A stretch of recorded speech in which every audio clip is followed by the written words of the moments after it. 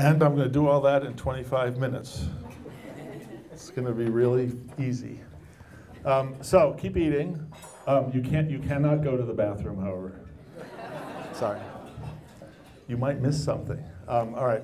So thank you, Gary, for that introduction. And because I only have a few minutes, I'm just going to try to convey to you some of the feeling behind slow money and tell you a little bit about what's going on around the country. And just, I thought I was going to give a PowerPoint, and so I'm just going to do this very informally. And please recognize that you're just getting some dots on a map, and you kind of have to connect all the dots. And from the way yesterday's meeting down in Elgin went, it seems likely there'll be an activity in the neighborhood that you'll be able to latch onto if you're interested. So in order to convey the feeling of slow money, I think I'm going to try to do three things. I'm going to do a few questions, then I'm going to do a joke, then I'm going to read a really powerful statement made by someone in history. I'll set that up in a second. Then I'm going to read a page from my book. I told you it was going to be a bunch of dots. Then I'm going to tell you what's going on with slow money around the country. That'll probably all take me most of my time, and then hopefully I'll have time for a couple of quick questions. I know we don't have time to get into too much. And again, this is just to convey the feeling of slow money. So actually, and before I start, just to give you something behind this, to say what the hell is slow money, for those of you who haven't heard anything about it, it is a network of people around the country. There are now 14 chapters. There'll probably be another 6 or 8 or 10 in the next couple of months. And these are places where groups of people are coming together to collaborate, to begin putting some of their money to work in small food enterprises near where they live. And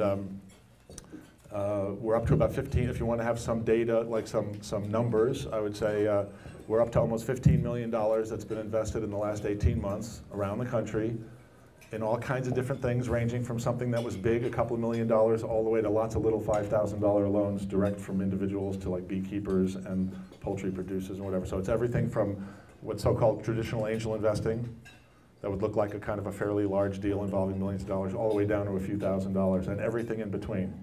Our slow money chapter in Maine is up to about $2.5 million of investing. That's the most active one.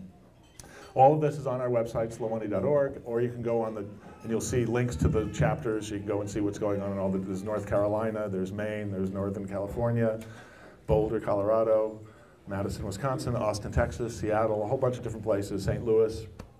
Okay, so something is actually happening, and now I'm going to go back to just some of the feelings and ideas that sparked what's happening. So I said a couple of questions first. Here are the couple of questions. What would the world be like if we all invested 50% of our money within 50 miles of where we lived? Now, how many people in the room actually think of themselves as an investor? That wasn't supposed to be one of the questions. Meaning you think about investing, you have some money, you have a portfolio. Okay, not very many.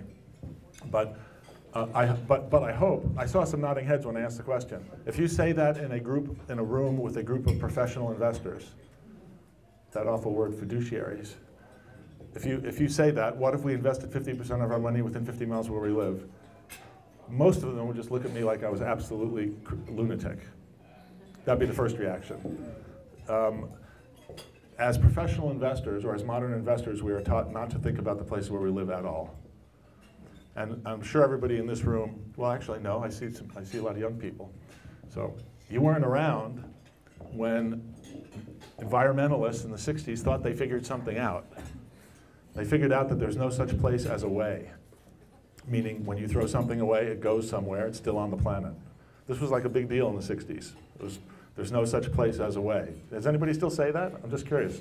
Does anybody hear that? A few people. Well, yeah, because you're old hippies.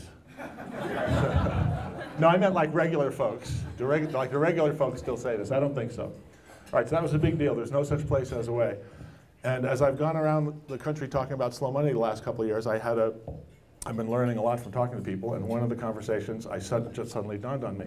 To the contemporary investor, there's no such place as here.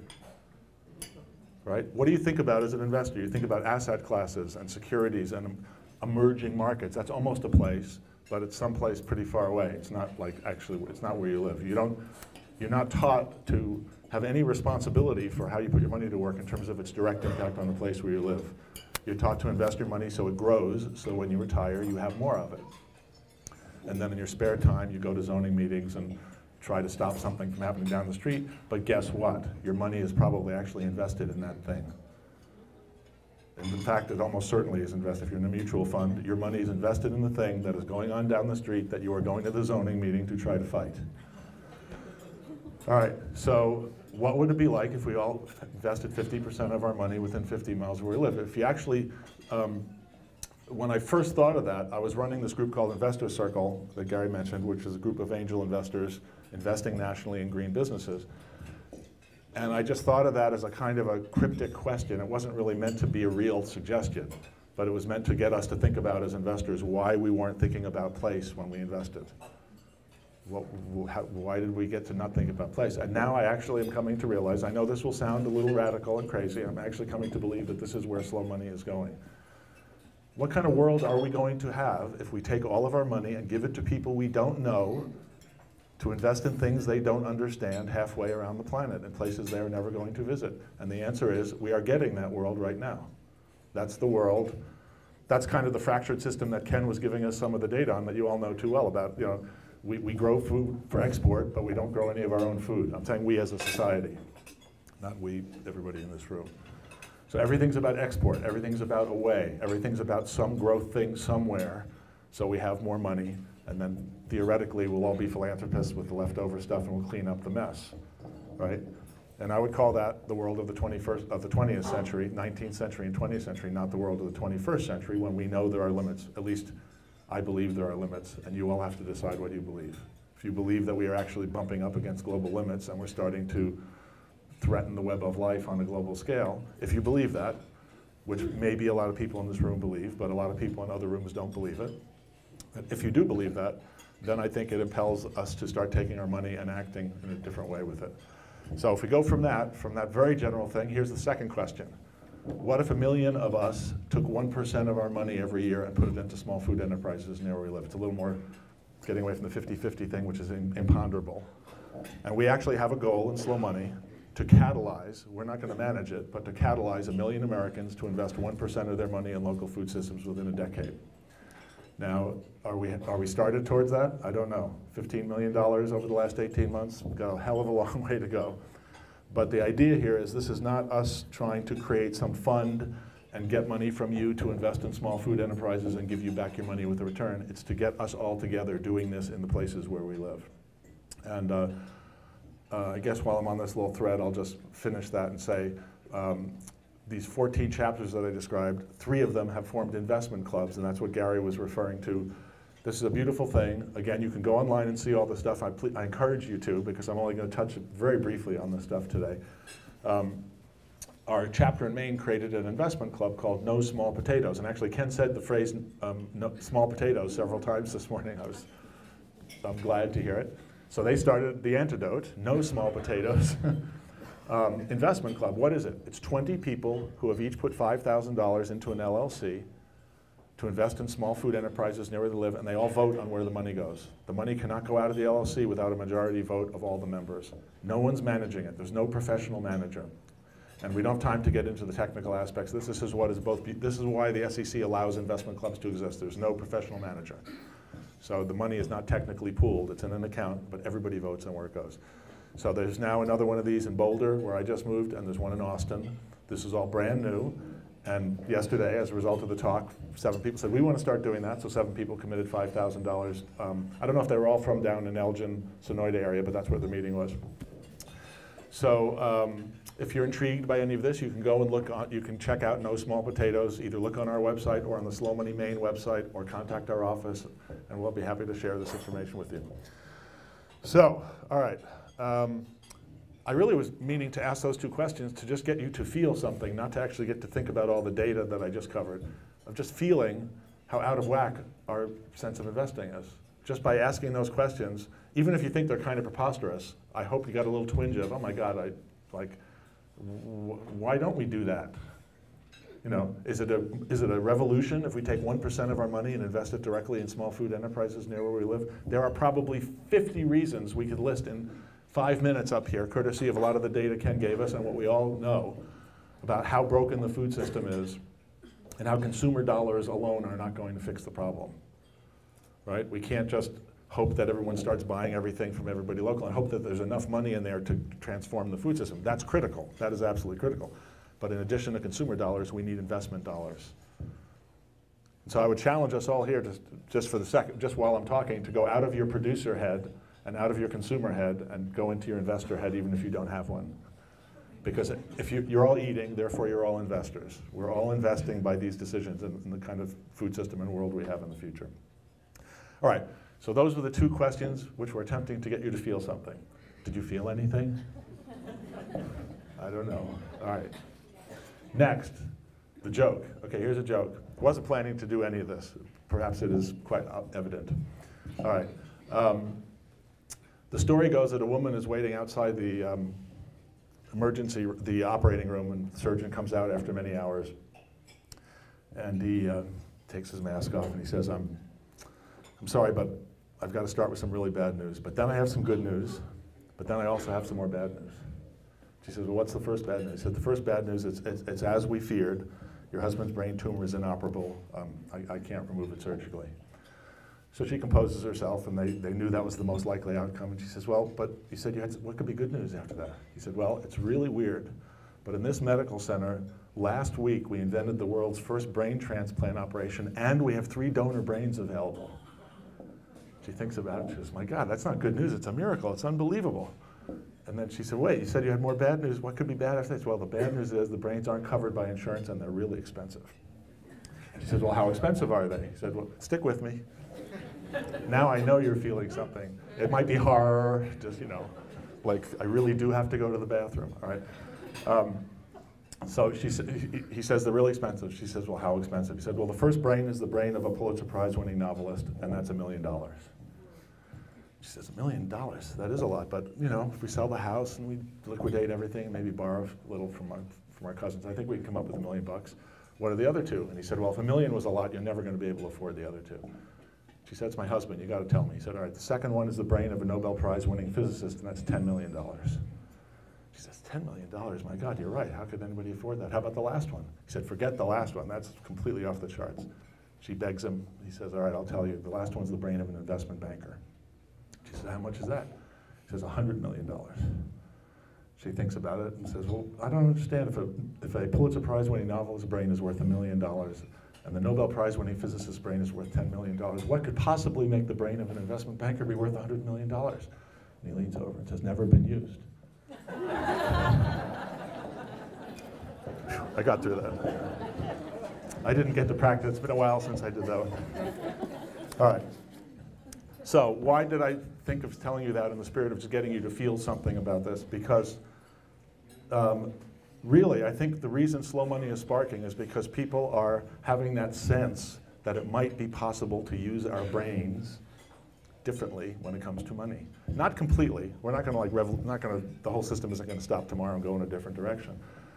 But it turns out to get that first 1% to go across all these boundaries of fiduciary responsibility, it is going to take a little bit of a revolution in the way we think and feel about investing. So now I told you the third thing I was going to do to attempt to get you hard-headed people to feel something is I'm going to read you something. And I read this down in Elgin yesterday. This is a quote that Robert Kennedy, from a speech RFK gave in 1968 while he was running for president, a few months before he was shot. Many people who are in the kind of, let's say, progressive economics, alternative economics, sustainable development field know this quote. Some of you in the room may already know it, but I'm sure most of you have never heard it, and even if you have heard it, it's too good not to share again, especially because we're in a presidential campaign year. And whatever you think about the ideas in this quote, whatever your political persuasion, this isn't to promote a political persuasion, it's to suggest 2 things. The first thing is it's about the way we think about the economy. The quote is actually about the disconnect between the way we think about the economy and the actual quality of our lives. That's the actual subject. But to me, it just makes me weep silently about the lack of nuanced political discussion that's going on in this country right now, whatever your opinions are. To be able to talk in a nuanced way about a complicated subject in public we seem to have lost that ability. So we had it briefly in the 60s, and maybe it'll come back. All right, so Robert F. Kennedy. That sounds like I was bragging about the 60s. I didn't mean it. A few people like him had it in the 60s. I didn't have it in the 60s. All right. So here's the quote. "We will find neither national purpose nor personal satisfaction in a mere continuation of economic progress, in an endless amassing of worldly goods. We cannot measure national spirit by the Dow Jones average, nor national achievement by the gross national product. For the gross national product includes air pollution and ambulances to clear our highways from carnage. It counts special locks for our doors and jails for the people who break them. The gross national product includes the destruction of the redwoods and the death of Lake Superior. It grows with the production of napalm and missiles and nuclear warheads. It includes the broadcasting of television programs which glorify violence to sell goods to our children. And if the gross national product includes all this, there is much that it does not comprehend. It does not allow for the health of our families, the quality of their education, or the joy of their play. It is indifferent to the decency of our factories and the safety of our streets alike. It does not include the beauty of our poetry or the strength of our marriages, the intelligence of our public debate, or the integrity of our public officials. The gross national product measures neither our wit nor our courage, neither our wisdom nor our learning, neither our compassion nor our devotion to our country. It measures everything, in short, except that which makes life worthwhile. It can tell us everything about America except whether we are proud to be Americans." If you didn't feel anything then, go to the bathroom. Sorry. I don't know how you perceive that, but I've read it maybe 20 times in public. I still can barely read the thing. All right. So now to go from the sublime to the less sublime, I'm going to read a page from my book about similar topics, but from a totally different point of view. So that's a big macro statement, a big historical macro statement about the disconnect between what we call the economy, these numbers that are growing, and our actual well-being. This passage is more about bringing it down to the way we as individual investors might think about things like the speed of money. There is such a thing as money that is too fast. Money that is too fast is money that has become so detached from people, place, and the activities that it is financing that not even the experts understand it fully. Money that is too fast makes it impossible to say whether the economy is going through a correction in the credit markets. By the way, this was written 4 years ago. So, triggered by the subprime mortgage crisis, or whether we are teetering on the edge of something much deeper and more challenging, tied to petrodollars, derivatives, hedge funds, futures, arbitrage, and a Byzantine hyper-securitized system of intermediation. Big theme, right? Intermediation, layers of intermediation. That no quant, no program trader, no speculator, no investment bank CEO can any longer fully understand or manage. Just as no one can say precisely where the meat in a hamburger comes from, it may contain meat from as many as, what, 2,000? 10,000. I hope not, but that might be true. Anybody want another guess? I mean, I think the consensus I've heard is several hundred, but maybe there's some horrible cases where it's in the thousand. So it may contain meat from as many as hundreds or thousands of animals. No one can say where the money in this or that security has come from, where it is going, what is behind it, whether if it were to be stopped and like a hot potato held by someone for more than a few instants, it represents any intrinsic or real value. Money that is too fast creates an environment in which, when questioned by the press about the outcome of the credit crisis, former Treasury Secretary Robert Rubin could only respond, "No one knows." I don't know if anybody saw that interview. It was on PBS, and it just blew my mind. I mean, Robert Rubin is one of the architects of the system, leaving out the fact that he's benefited to the tunes of hundreds of millions of dollars himself, which is not taking a pot shot at Robert Rubin. He just happened to be on the hot seat that day, and when asked, he just said, "No one really knows. Nobody knows." This kind of befuddlement is what arises when the relationships among capital, community, and bioregion are broken. And here is a quote from our friend David Orr. I'm sure many of you in the room either know David or know of him or have read some of his books. And I have joked many times, but it's unfortunately true. This is the best paragraph in my book, and it's written by David Orr. All right. It's just the way it is. There is an appropriate velocity for water, set by geology, soils, vegetation, and ecological relationships in a given landscape. There is an appropriate velocity for money that corresponds to long-term needs of communities rooted in particular places and to the necessity of preserving ecological capital. There is an appropriate velocity for information set by the assimilative capacity of the mind and by the collective learning rate of communities and entire societies. Having exceeded the speed limits, we are vulnerable to ecological degradation, economic arrangements that are unjust and unsustainable, and in the face of great and complex problems, to befuddlement that comes with information overload. Pretty good. So, again, we don't have time to get into any of this. I just say just to feel what it might be like to meditate on the possibility of an appropriate velocity for money, an appropriate velocity for water, an appropriate velocity for information. I mean, how many of us think that information could be too fast?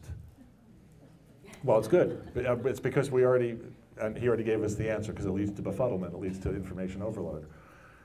You might not normally think that the idea that there could be water that is too fast, absolutely. When there's water, sometimes it's too fast. So we get that. I mean, you guys, other people, other groups might not even be ready to think about that. But how much that there could be a thing that's money that is too fast? So I would just suggest that we think about if there's such a thing as if fast food is unhealthy, how many people think fast money isn't unhealthy? It's just as unhealthy. And these things, if I had the PowerPoints and I was going through the thing, I would have a bunch of slides that give you different angles on the fact that what's broken in the food system is broken in the financial system. These are just mirror images of one another. Industrial agriculture, industrial finance, industrial philanthropy, it's all the same thing. It's all about monoculture, it's all about circulation, it's not about percolation, it's not about diversity, it's about efficiency, it's about transactions, not about relationships. So this is what we're up against. Maybe now I've made you feel something else, despair. So what do we do? Who knows? But some of us are getting together and talking about moving our money in some different ways. And obviously I feel good. I've been knocking around philanthropy and venture capital and social investing my whole sort of career, whatever kind of career I've had. And it is very heartening to me to see that a group of people, not a negligible group of people, it's still statistically very small. You know, we've got a few thousand people who become members of Slow Money directly. We've had, we put on national meetings, they've been getting bigger. Gary came and participated in the last one. We've had people from 35 states show up and several foreign countries. All these different things. Everybody from, by the way, this is not said as a brag, I just want you to feel a little bit that something is happening, that's all. And we're hoping to support it, that it'll get bigger. Groups as disparate as Rodale and Business Week are all going, oh my God, this is really pretty cool. Now, I'm not saying, you know, again, it's not a brag, I just want you to feel that it might be possible to make something happen. And that's what we're trying to do. So we are trying to create the infrastructure that will help many communities, many small groups all around the country go in the direction of 1 million people investing 1% of their money in small food enterprises. And again, if I had the slides, I'd be able to show you examples of the deals. Go on our website, contact Gary, contact our office, and we'll get you all this information. But it's everything from a grain mill in Maine, to a $5,000 loan to a beekeeper in North Carolina, to a $40,000 loan to a poultry producer outside Davis, to, well, you get the idea, to a home delivery service, Greenling in Austin, Texas, that's bringing food directly from the farm to the consumer via their computer portal and their cool-looking cars. So it's basically home delivery of fresh, local, organic food. All kinds of different things, and again, we're again $15 million into 86 deals, so it's still very small and very new, but it is happening, and I encourage you to find out more from Gary. And what's Eli's last name? I don't even remember. Eli Bernstein from Flagstaff. Are you still here, Eli? I think he had to leave. So they were down in Elgin yesterday. They put up, you mentioned they put up there's like a sheet downstairs where the other meetings were, if people want to find out more about the investment clubs or just more about future meetings that are going to happen in Arizona. And let's see, I know I'm out of time, so I just want to see if there's anything else. I think that's probably enough. Don't you think? I think that's enough. So how about any quick questions that any of that prompted? Oh, come on. There, good, great. Shout it out.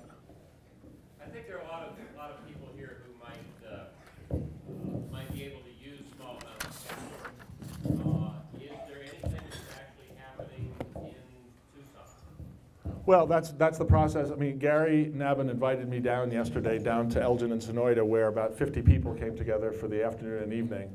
And from that, it appears likely, I would say, Gary, you can add your 2 cents here, but it appears likely that some activity will actually happen in these parts. But that is not for me to say. It's for the people who came together to pursue. But Gary, do you want to add something to that? We're basically talking about a follow-up meeting to Woody's visit that would ask people whether they're willing to commit some of their own income to jump-starting some of these activities, making a list of priorities of topics and areas where they'd like to see the investments go. And then we had 7 or 8 people pitch ideas yesterday, and eventually that's the way to fully hear people in your own place and what their needs are, and then begin that matchmaking. So we don't have time to do that now, but I think we really want potential investors and producers to hear each other's needs and begin to make those deals themselves rather than having anyone as intermediaries. Right, there's a theme of radical disintermediation in this whole process, which is, right, we want as little, essentially, it's like the CSA of investing, if you want to think of it as shorthand. It's just groups of people coming together to decide what to do together, which sounds pretty crazy, and it kind of is in one way, and it's also really beautiful. I mean, I just joined the Boulder Club. I just moved to Boulder from New Mexico, and so I got there right when the Boulder Slow Money Investment Club was having the meeting when everyone was putting their $5,000 in. So I just joined, jumped in to the first investment discussion. So, but what I want you to, I want to make sure no one gets the wrong idea here. There's no one thing that is slow money. It is a process. So what's happening is groups of people are coming together to decide how they wish to proceed. And in some places they form these clubs, which is an actual thing. In other places they haven't formed clubs. They're just starting to do occasional investments together when they find something that a few people want to do. So don't be put off by that it's any $1 amount or any one thing. It's really a commitment of some time and energy to begin getting to know hopefully your neighbors, or at least your regional cohabitators in your region, to talk about how you might begin to put some of your money to work. But you're not forced to do anything at the beginning. It's really a commitment of some time and energy that we hope will lead to the flow of capital. Yep.